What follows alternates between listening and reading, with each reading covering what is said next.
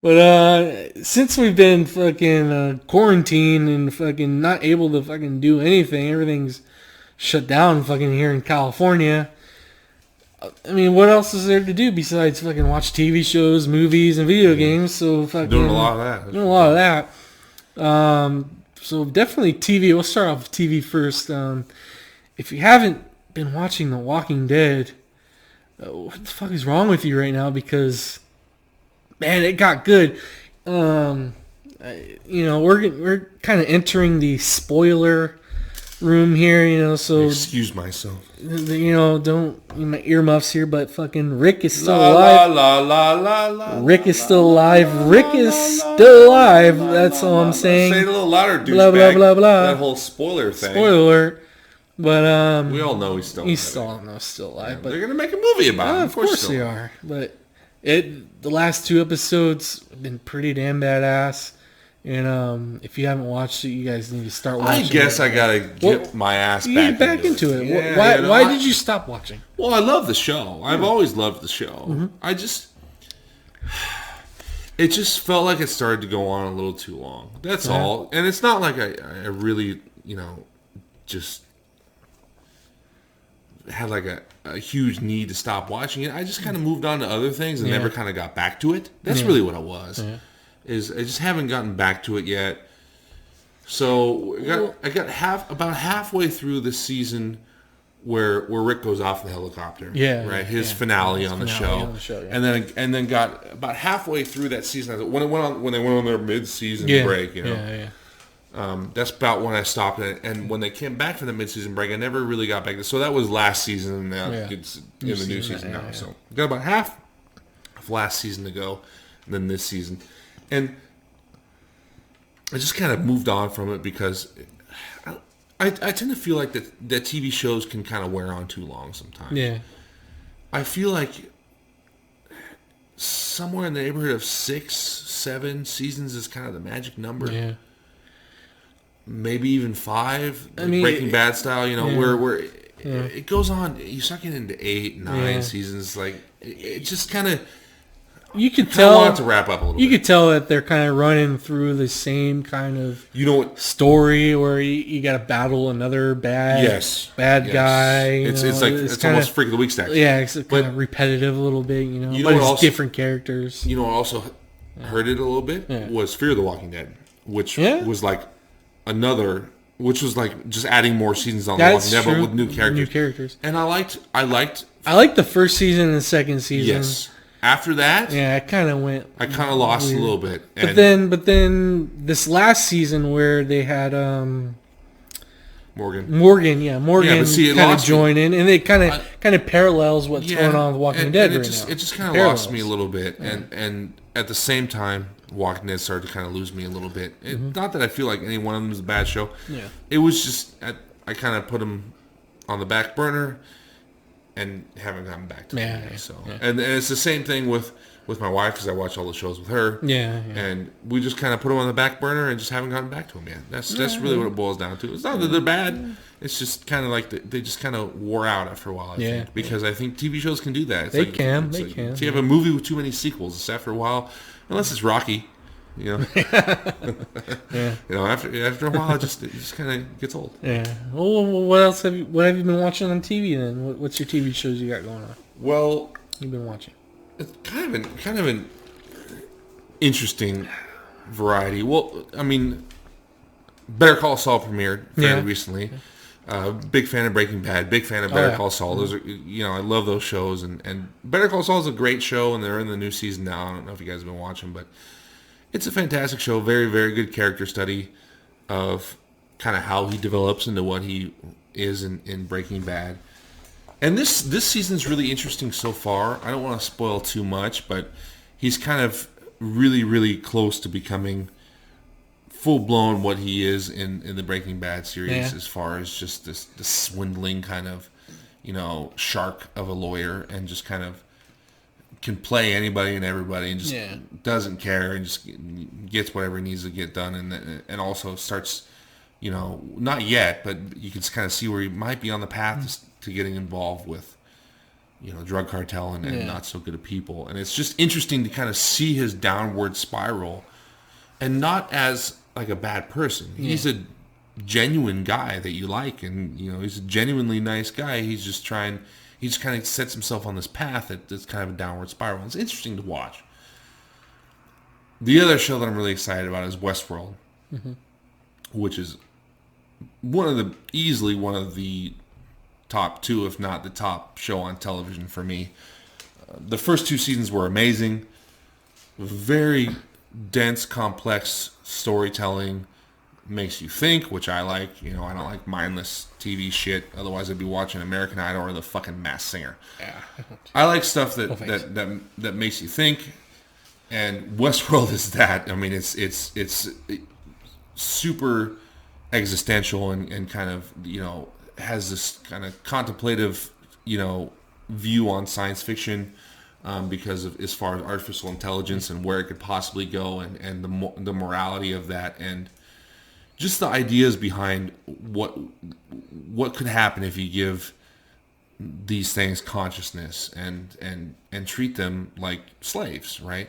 And what that might do to their artificial psyche, because it's not a human psyche, but there's elements of it there, and it's just very interesting. So anyway, 3rd season started. It's only 2 episodes in, and already it has me hooked. I'm so ready to see what goes on. I'm ready to see what's going on in the outside world with Dolores and homeboy Aaron Paul from Breaking Bad, and also the 2nd episode, seeing what goes on with Maeve and how she gets out of the situation she's in. It's going to be really interesting, and I can't wait. So it's been really awesome so far. So hopefully it keeps that good trajectory. Yeah. Well, you mentioned American Idol, but my mom thinks I should be on American Idol. Why? Because I'm a good singer, bro. Backstreet's back. All right. Is that what she says? Yeah. Yeah. Well, hey, if your mom doesn't support you, who will? Who will? No one will. But all right. Well, enough of TV shows. I've watched a lot of movies on this quarantine thing, man. I'm gonna start with. Yeah, I know you wrote them all down on that list over there. I did. Like, fuck, this is way too many to talk about. Looking at my list over here, man. It's a lot of movies we got going on. And now what we're gonna do is we're gonna break down every single one of them for you. One. Good luck. First one's like a movie documentary. It's called Dark Side of the Ring, and it's aired on Vice. And they just had their season 2, episode 1. Is that a channel or YouTube channel? It's a channel. It's on Vice. What's Vice? I've seen it on YouTube. So it might be on. It's actually, they aired it on YouTube, so you can check it out. Yeah. You can check it out on YouTube. There's part 1 and part 2 on YouTube, but it's also on Vice channel. And the first one was about Chris Benoit, and my God, dude, that was a tearjerker almost. If you don't know Chris Benoit's story from wrestling, it's kind of crazy, man. He apparently had a murder-suicide. He killed his wife and killed his son. Then he killed himself. And it shook the wrestling community back in, I think it was like 2006 or 2007. Can't remember the year. It was around there. But you learn so much about what really happened in that documentary. You learn that when Eddie Guerrero died, it destroyed Chris Benoit. He that was his best friend, and you didn't really know that until this documentary. Like, you could tell that, like, it tore him apart, and he wasn't right mentally. And if you followed it back then, you knew. But man, dude, like, you that documentary, it talks about Chris Benoit's wife, which was Nancy, who was a part of WCW, WWF at the time, and shoot, I forgot what I was about to go with. It followed. Have another beer. Have another beer. It followed WWE's wife Nancy, who was in WCW and WWF. WWE's wife. WWE had a wife? How often did she give blowjobs? I don't know. Was she weekly or was she weekly. monthly? Monthly. Fucking lucky, But, lucky ass WWE. But her sister was in the documentary, and then Chris Benoit's other son was in the documentary as well. That's what I wanted to try and say, and just couldn't find the words because it's beer heavy. But you really got to check that out. It's more of not about wrestling.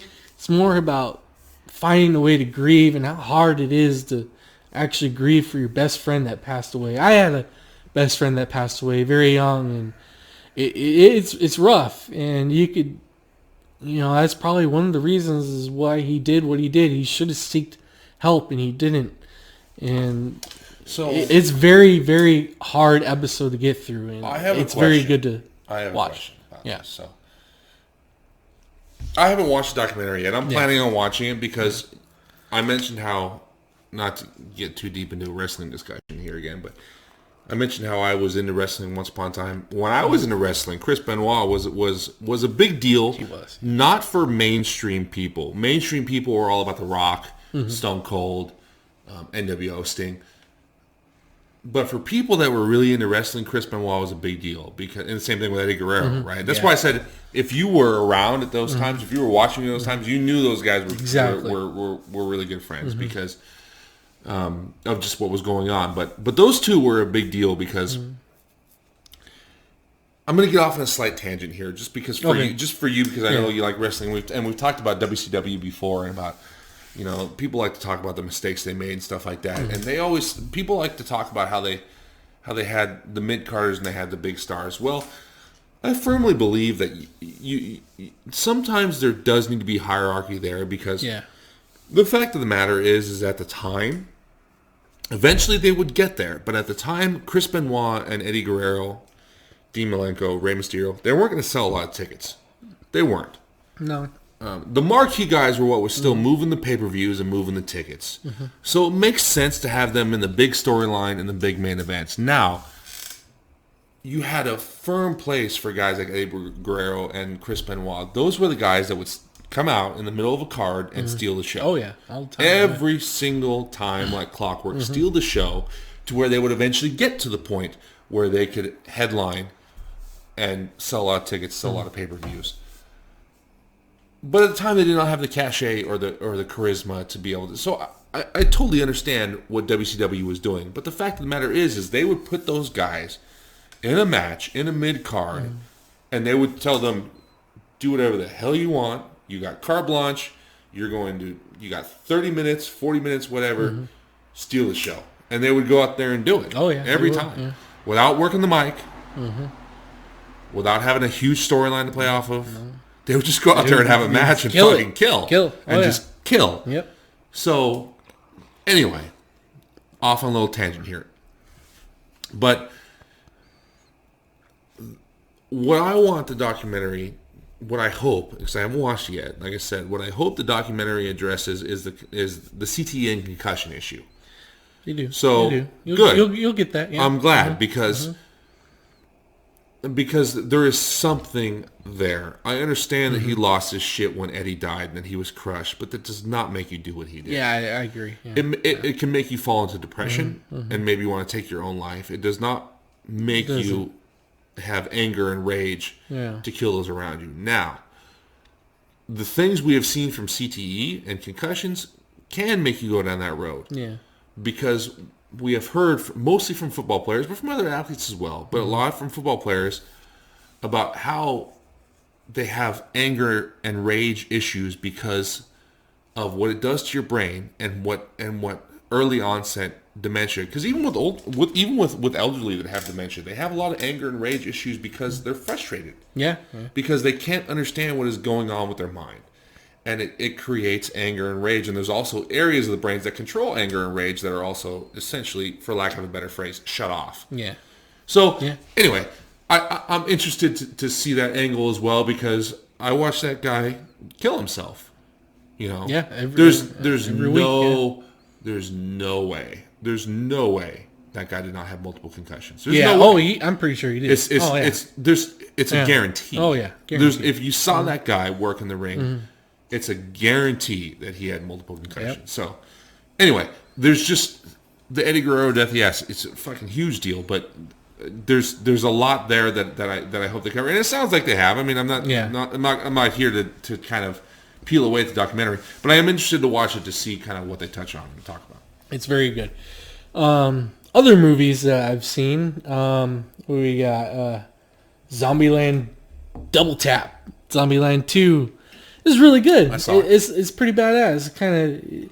It definitely brings back the first one. You know, you got a lot of innuendos and stuff like that. Innuendos, you know. It's pretty damn good. I like Some it. not so innuendos. It's pretty badass. So if you haven't seen Zombieland Double Tap, you can rent that on fucking like Redbox or wherever you want to get that. But definitely watch that. I did watch I finally watched Dark Phoenix. And hearsay, I liked it and I didn't like it. You know, it kind of screws up what's going on with the whole timeline of the first X-Men stuff. That timeline has been screwed up. It's been screwed up multiple times. But Fox has kind of said at some point they just kind of said, fuck the timeline. Whatever. It's all good. We're making movies. Yeah. It's all good. But I did enjoy it. It was a good movie, you know. But well, see, it's funny because there was a narrative out there when it came out that, and you look, the internet loves them some hyperbole. We all know that, but there was this narrative that it's like the worst movie ever made. Mm-hmm. And look, I did hear that. Yeah, some people just need to calm the fuck down sometimes. Chill out, bro. Because easy, Rod. Because look, did it have a lot of problems? Absolutely. Yeah. But was it a better adaptation of Dark Phoenix? Yeah, than the Last Stand? One? Last Stand, I would say so, because the Last Stand treated it as a secondary story and didn't really adapt at all. It just kind of said, Jean Grey's got something evil inside her, and let's just call it that. Yeah, I agree with that. So, and there were some elements of it that were cool where it really screwed up. Here's where it really screwed up. Yeah. One, completely wasted Quicksilver. I mean, come on, guys. Yeah, I agree with that. What the hell was that? What are you doing? Like, it's almost like you wrote him out of the movie. Like, maybe they had a contract. Maybe there's something going on behind the scenes. Maybe they had a contract with you. Maybe you wanted too much money, and they're like, we're gonna write you out of this movie because we can't have you be in too many minutes of it.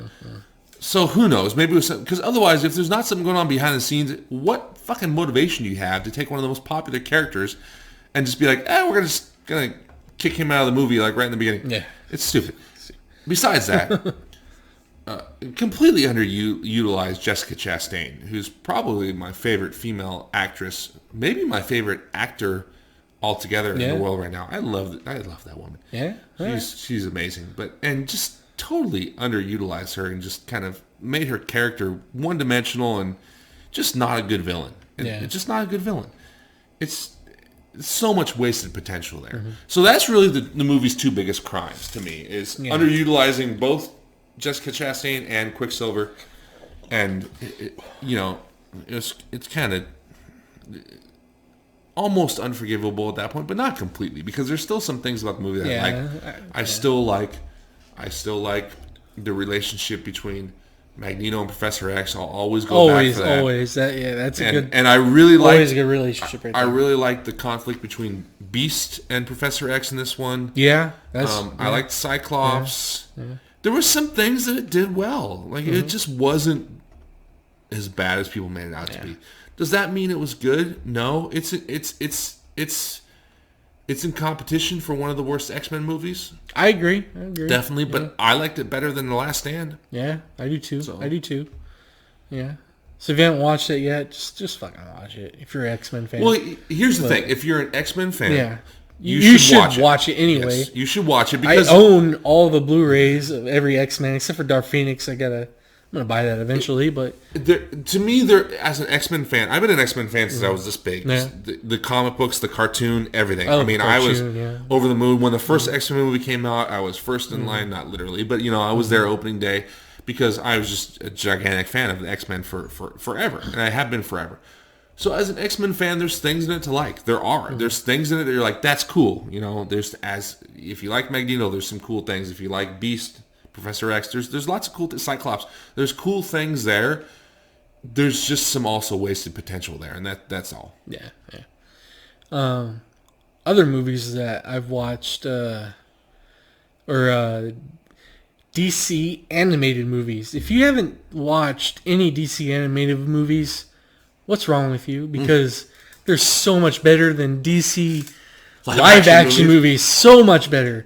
Well, except for maybe Wonder Woman. Yeah. I liked Wonder Woman, the action. That's what I'm saying. Yeah, that's what I'm saying. They're not better than Wonder Woman. No, Wonder Woman's really good. Or Shazam. Shazam was good. I like Shazam. Shazam's very good. Yeah. Aquaman, a little overrated. Yeah. But I watched Wonder Woman Bloodlines and Batman Hush. And good animated DC movies. You gotta check them out. They might be on the DC... What's that? DC Universe app? DC Universe. They're on there. They're on there. Check them out. Or rent them on Redbox or buy them. You know, they're really... If you haven't seen any DC animated movies... Oh, you got a long way to go? You have a long freaking way to go. Go to Wikipedia. What's...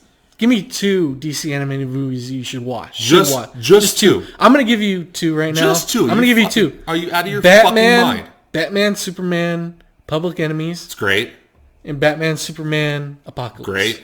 Great. Those are my 2 right there. Great. You should freaking watch. Fantastic. But there's so many There's more so than much that. many more.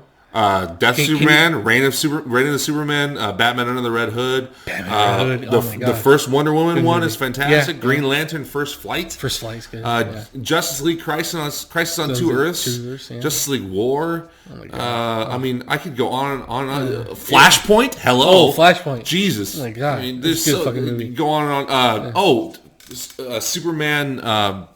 Versus the versus the Elite. Superman versus the Elite. Superman versus the Elite, one of the best Superman movies ever. All-Star Superman. Oh my God, All-Star Superman's amazing. There's just so many. So many. If you love DC, the DC universe, you really have to watch the DC animated movies. Amazing movies. You just look them up and watch them. They're amazing. Mm-hmm.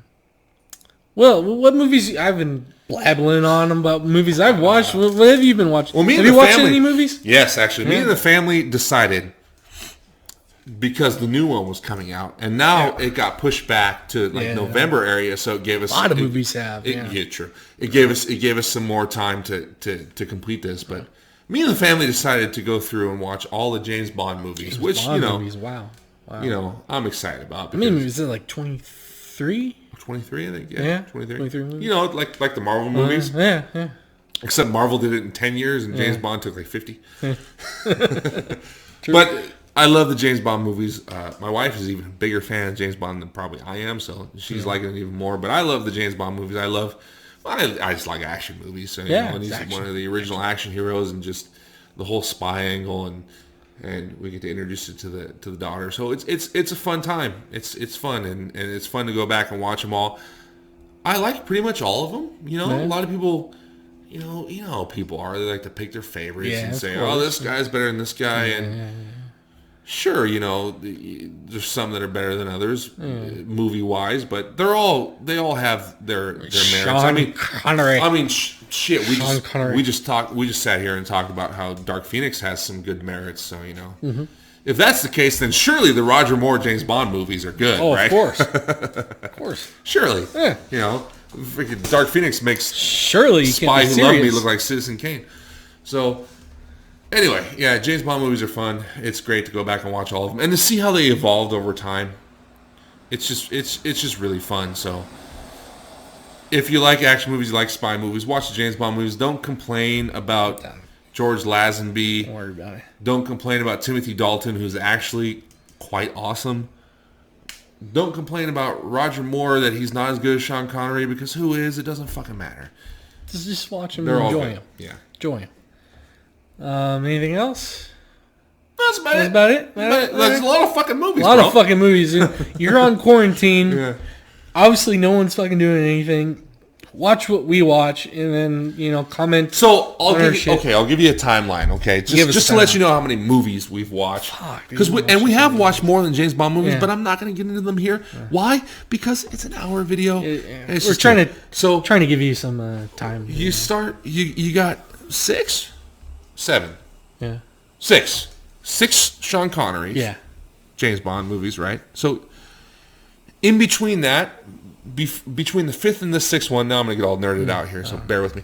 There's George Lazenby, and a one-off, so that's 7, right? Then you have 7 Roger Moore James Bond movies. So that's 14. Ooh, you got two Timothy Daltons. That's 16. So that's where we're at now. We're about to start. The next on the list is GoldenEye, the first Pierce Brosnan one.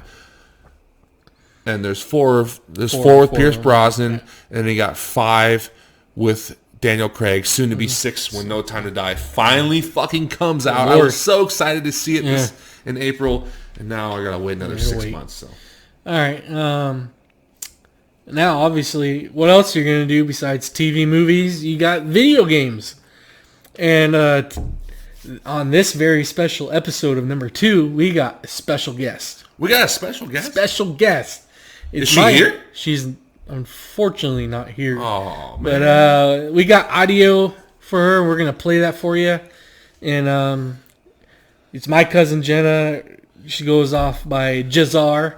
And she's going to give us some insight on some awesome video game news and video games you should be playing. So we're going to go ahead and drink some more beer, play pool, and listen to her. And then we'll react to her. All right? You realize you just kind of had a My Cousin Vinny moment right there. My Cousin Vinny moment, yeah. You never seen that movie, have you? I think I have. I don't know. You're fucking. I probably haven't. You're fucking fired. I'm fired. But anyway, we'll be right back with you with her insight. Hi, everyone.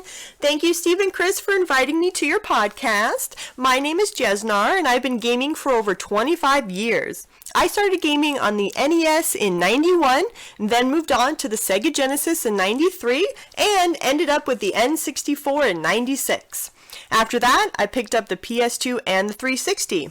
Those last 2 consoles opened me up to a whole new world of gaming, and helped me start forming more specific gaming tastes. I try not to stick to just one gaming genre. I like to have a wide variety of gaming experiences. That being said, here are 2 upcoming games that I am personally excited for. Ghost of Tsushima, a PlayStation exclusive. This game, being developed by Sucker Punch Productions, is my most anticipated for 2020. Sucker Punch is most noted for the creation of Sly Cooper for the PS2, as well as their infamous series for the PS3 and 4. What's unique, though, about Ghost of Tsushima is that it's set during the first Mongol invasion of feudal Japan in 1274. You get to play as the island's local samurai, and you're named Jin Sakai. As Jin, you are free to explore an entirely open world while on horseback without any guidance or waypoints. There are NPCs that you can interact with, as well as side quests and even a grapple hook that helps you get to those hard to reach places. Still no release date, but we're hoping for summer of 2020. Next up, Cyberpunk 2077, releasing for PlayStation, Xbox, and PC. Cyberpunk has a lot of hype generated around it. I mean, they got Keanu Reeves to be their main star for the game. But fans were disappointed to find out that the release date was moved from April 16th to September 17th. Piling on to the bad news, developer CD Projekt Red was supposed to unveil some new information about the game, but was derailed due to the COVID-19 breakout. Either way, Cyberpunk 2077 will not be released on next-gen consoles, but instead will be released on current-gen console with a promise of an online multiplayer component to be added at a later date. Due to the PS5 and the Xbox Series X consoles being announced just a few months back, 2020 is a pretty mellow year for game releases. That being said, here is a quick list of titles to look out for in 2020. Biomutant, a post-apocalyptic kung fu fable RPG with an ambitious mutation system. It's slated for 2020 on the PlayStation, Xbox, and PC. Nintendo's Zelda Breath of the Wild sequel. Teased during E3 last year, it created a ton of hype for the future of the series. Fans are hoping for a quick release since it could be a reskin of the first one. Resident Evil 3 Remake, releasing April 3rd by Capcom. It will include a new 1v4 online multiplayer. If you liked Capcom's Resident Evil 2 remake, I know I loved it, definitely check out Resident Evil 3. Final Fantasy VII Remake, coming April 10th from Square Enix. I can't wait to see the new updated graphics and the gameplay. Also, FYI, it's not the full game, so we'll have to wait for the next part of the game at a later date. In the meantime, you can check out the free demo. And finally, Last of Us 2. Fans are excited to meet a new Ellie who is all grown up and battle-hardened from the first Last of Us. But it was delayed again to May 29th. Naughty Dog has been working hard on this long-anticipated sequel, so hopefully it will be worth the extra wait. On a heavier note, due to the COVID-19 outbreak, the following public gaming events have been affected. The annual E3 conference has been canceled. A digital-only version of E3 will be available, with several large gaming companies committed to delivering their latest gaming announcements. Blizzard's Overwatch League. All events for March and April are canceled, but players are still welcome to join the tournaments from the comfort of their own home. Like Overwatch, Activision's Call of Duty League events are also canceled, but all are welcome to play using their online-only format for the remainder of the year. One quick side note, if you're looking to purchase a Nintendo Switch or an Oculus Rift, be prepared for a spike in prices and long backlogs due to a sudden increase of demand. Now it is time for my last recommendation, a video game themed beer. There are so many wonderful beer options for nerds and gamers alike. So, this month I will feature an Imperial IPA. Sorry, Chris, I know how much you love IPAs. This beer was made in collaboration between a Chicago brewery called Pipeworks Brewing and a gaming company called Bumble Bear Games. And they came together to produce a beer called Killer Queen. This beer has notes of aromatic wildflower honey with lots of blueberries, and it was brewed using Citra hops as well as a German hop called Hallertau Blanc. This Imperial IPA even boasts a whopping 9.5% ABV. For gamers, the release of Killer Queen Double IPA signifies the announcement of a 10-player arcade-style competitive strategy game called Killer Queen Black. It was originally released in 2013 strictly for the arcade, but it became so popular that by 2019, Bumble Bear Games decided to release a new, more updated version of the game to Xbox and Switch consoles. The beer was retired after launch of Killer Queen Black last October, but if you're lucky enough, you might be able to find a bomber of the Killer Queen through Pipeworks Brewing's website or other local retails in Chicago. And to quickly wrap up, here are your free monthly games offered in April for those with an online membership. For PS4, Uncharted 4, A Thief's End, and Dirt Rally 2.0. For Xbox One, Project Cars 2, and Fable 1 Anniversary. That's it for today. Thank you, Steve and Chris, for having me on your show. I look forward to my return with new video game updates and a new gamer-themed beer. Jeznar signing out. All right, thank you, Jeznar, for all that video game insight. We deeply appreciate it. We can't wait for the next episode of what you got. You got any comments or anything about what she said about the gaming industry this month? Yeah, I got lots of comments. Lots of I mean, I comments? could talk about video games all night. all bro. day, huh? The first thing that kind of jumped to my attention is Jeznar. No Super Nintendo? I mean, NES straight to the Genesis? I don't know. I mean, you a Super Nintendo guy? No, unfortunately not. I never got one. Well, you're no fucking But help. I'm no help. No I help got both. here. You got both? I got the Super Nintendo Yeah. and the Genesis and the NES, and it's still all sitting in my closet collecting dust. You gotta whip that out. Easy. Yeah. Oh, I'll whip it out. All right. All right. You know, every once in a while, I want to play some like Mortal Kombat 2 or something. Yeah. Definitely whip it out. Another thing that sounded really interesting was the Ghost of Tsushima game. Yeah. Right. I mean, yeah, I hadn't heard too much about it, so she kind of enlightened me, which is really cool. Yeah. I like Sucker Punch a lot. Yeah. I really love those old school PlayStation developers. Insomniac, of course, is great. Yeah. Naughty Dog is amazing. Naughty Sucker Dog's Punch is really cool too. So I'm really interested in them kind of because both Naughty Dog, of course, with the Uncharted and the Last of Us series, kind of expanded beyond their platformers, and I'm a huge fan of the Ratchet and Clank series from Insomniac, and they went on to do Spider-Man, which was amazing. Oh, Spider-Man game is awesome. And so Sucker Punch honestly kind of fell off the radar a little bit. So it's really cool to hear about them coming back with something. And I'm really, the way she described the game sounded really interesting. So I'm really, really excited about that. The next one, the Biomutant, was that what it was called? Yeah, I think Biomutant. Let's see if I can get this right. I think she said post-apocalyptic Kung Fu Fable RPG. Is that right? It sounds very... What the fuck is very that? interesting there, huh? I mean, it's a mouthful for one, but it also sounds like a mindfuck at the same time. Yeah. So very, very interesting. We'll see how that goes, yeah.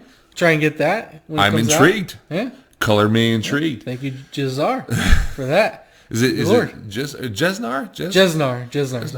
Can I just call you Jenna? Is that okay? Jeznar. Jeznar. No, it's a great name. Cool name. Resident Evil, the Resident Evil remakes, like that's really cool. I really like doing that. So, Resident Evil 3 remake. Does that mean that 4 is coming soon? 4 remake. 4. I'm pretty sure it's in the works. Yeah. Final Fantasy 7 remake. Everybody's super excited about that. So here's my relation. I mean, I'm not really. What are you a fan of though? Corn? Calm down. We're not in the music yet. I have an interesting relationship with Final Fantasy. My favorite is 10. I am excited about the remake of Final Fantasy 7, but here's me. I really want it to be old school turn-based stuff. Does that make me weird? Is that like... I know you don't like RPGs, but I'm not too much I really don't like the hybrid action turn-based style. I kind of want to just go back being like a chess match, old school turn-based. Yeah. And from what I've seen about Final Fantasy Remake, they're not really doing that, but I'm still intrigued. I'll still check it out, I'm sure. Last of Us 2. I know you can get on board with Last of Us 2. I can. Come on. Last of Us, the first one, man, I played that game like 4 or 5 times straight through, and it is an amazing game. Yeah. I'm really excited for Last of Us 2. I've cleared some space for my 500 gigabyte PS4, and it hasn't come out yet, so I might have to clear some more space whenever that comes out because I've downloaded other games, so... I might have to get a PS4 Pro soon, or just wait till the PS5 comes out. But I'm really excited for The Last of Us 2. Man, they've been hyping that game for like 2-3 years, and you know what? It's very exciting to. For my money, Naughty Dog can't wait to get that one. For my money, Naughty Dog is one of the best developers in the world. Oh yeah. The Uncharted series is still fantastic. They may not have like the refined gameplay of like God of War, Santa Monica Studios, something like that, but it's really just the story, the characters they develop, the voice acting that they do. I mean, the writing is just fantastic. Like, it's just fantastic developer. Can't wait to see what they do with Last of Us 2. And then finally the beer. So she mentioned Killer Queen. Great name, by the way. Killer Queen. That's a good name. It's a great name for a beer. So it sounds like it's like a double or triple IPA. I don't know. I think she said double with the citrus. And you like citrus IPAs. Well, it's different. Citra hops. Citra hops. Yeah, it's not citrus. That's citrus. It's different. Right. Different. Don't get too excited. Oh, right. So it's an IPA. IPAs. She can shut on the IPA. We'll see. But I do like some IPAs. Jeznar, whatever. I actually do like the Citra hops a lot. I tend to like IPAs that have those. And blueberry, hey, you got my attention with blueberry. Blueberry, yeah. Because, blueberry, it's like, pique my interest a little bit with that. So I'm really excited to try that. Maybe we can, if we can, it sounds like it's pretty hard to find, but maybe if we can find some, we can, share a little bit over some Last of Us 2 or some Final Fantasy 7 or something. I don't know. Just ideas. I'm just throwing ideas out there, and maybe it'll happen, maybe it won't. But anyway, thank you very much. Thank you, Jeznar. Thank you. You are the woman. Yes. Yes. And hopefully we'll see episode 3. We will. Oh, we will. Yeah, we will. I agree. It's a good segment. We may not be here, but you'll still be here. Yeah, of course.